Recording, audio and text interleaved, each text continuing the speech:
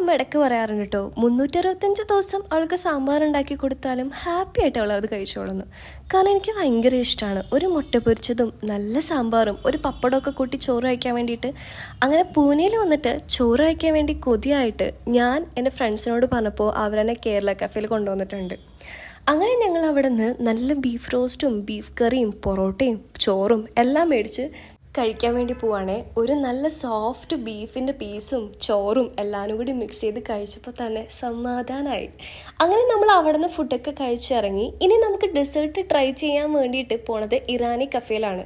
ഞാൻ ഇതുവരെ ആയിട്ടും ബൺ മസ്ക് ട്രൈ ചെയ്തിട്ടേ ഇല്ല. അങ്ങനെ നമ്മൾ മെയിനായിട്ട് ബൺ മസ്ക് കഴിക്കാൻ വേണ്ടിയിട്ടാണ് ഇങ്ങോട്ടേക്ക് വന്നത്. ഈ ഒരു വെണ്ണയാണ് ആ ബ്രെഡല്ലല്ലോ ബണ്ണിൻ്റെ ഉള്ളിൽ തേക്കുന്നത്. നല്ല സോഫ്റ്റ് ആയിട്ടുള്ള ബണ്ണാണ്. നോക്ക്, ചായയിൽ വരെ വീണിട്ടുണ്ട്. അങ്ങനെ നമ്മൾ ആ ഒരു ബൺ മസ്ക് ഒക്കെ ട്രൈ ചെയ്ത് അവിടെ നിന്ന് മാക്രോൺസും എല്ലാം ട്രൈ ചെയ്ത് നമ്മൾ അവിടെ നിന്ന് ഇറങ്ങി. അപ്പം ഇന്നത്തേക്ക് അത്രേ ഉള്ളൂ. അടുത്തൊരു വീഡിയോയിൽ ഇനിയും കാണാം. Catch you next time for more videos.